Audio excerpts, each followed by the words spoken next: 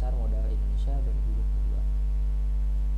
Pertama, indeks harga saham gabungan atau IHSG menguat 4,09% sepanjang 2022 mencapai 6.850 poin.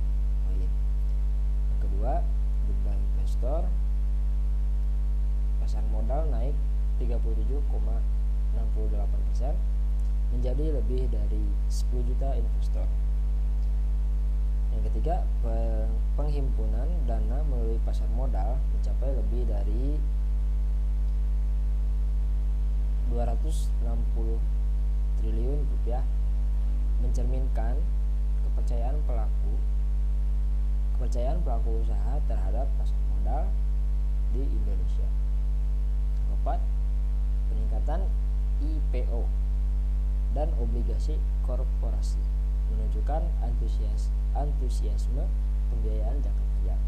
Nah, oleh karena itu stabilnya IHSG dan peningkatan investasi mencerminkan resiliensi pasar modal Indonesia meskipun ada tekanan global. Untuk selanjutnya, kondisi perbankan Indonesia pada 2022. Yang pertama, kredit perbankan.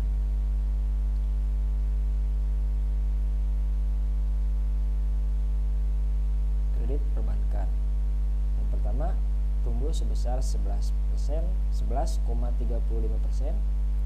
YoY, mencerminkan pemulihan ekonomi dan meningkatkan aktivitas bisnis. Yang kedua, dana pihak ketiga atau DPK meningkat 9,01% YoY, menunjukkan kepercayaan masyarakat terhadap sistem perbankan. Rasio kerja NPL atau non performing loan tetap terjaga di bawah 3%, menunjukkan kualitas kredit yang sehat. Yang selanjutnya, CAR atau capital adequacy ratio tetap kuat di atas 24%, menandakan ketahanan permodalan bank. Nah, dalam sektor ini, yaitu sektor perbankan, menjadi penopang utama pemulihan ekonomi pada tahun 2022. Baik, untuk materi selanjutnya, kondisi industri non-bank. Yang pertama, total aset sektor industri keuangan non-bank tumbuh signifikan.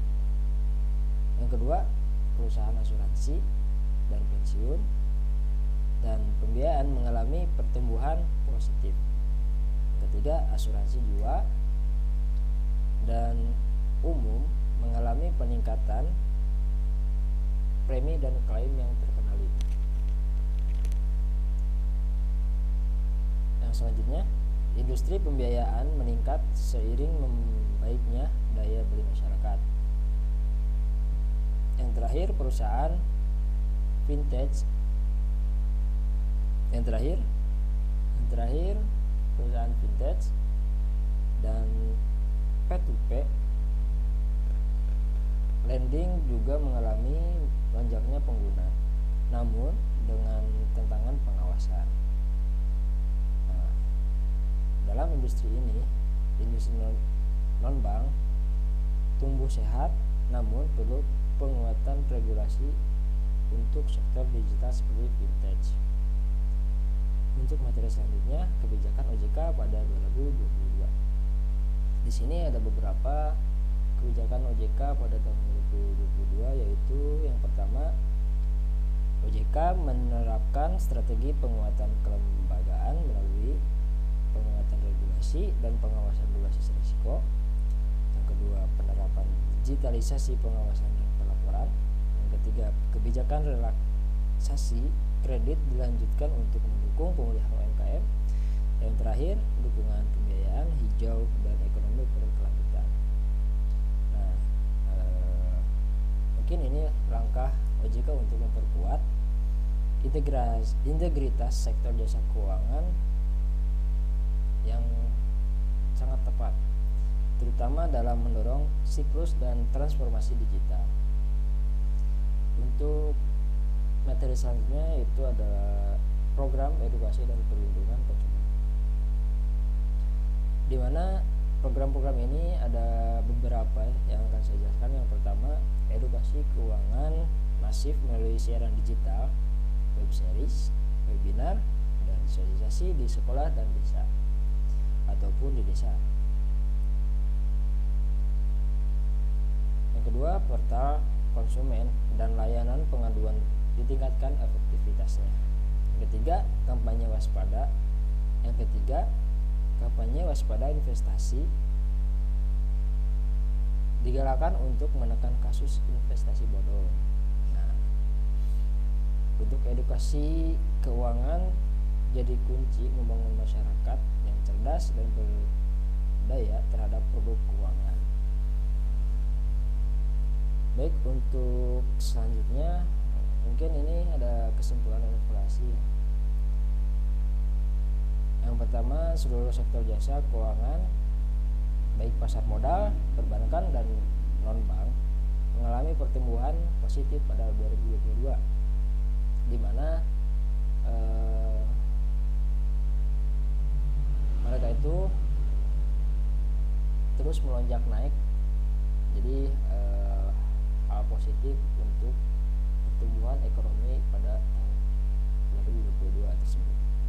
Yang kedua, OJK sukses menjaga stabilitas sistem keuangan di tengah ketidakpastian global.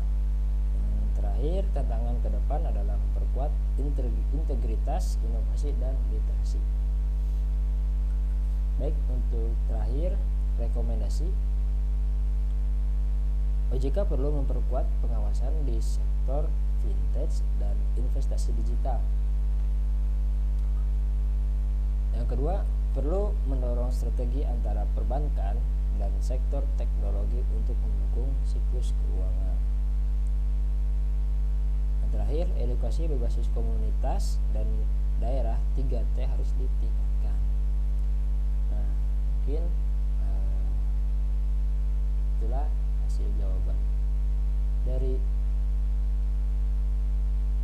ujian akhir semester saya.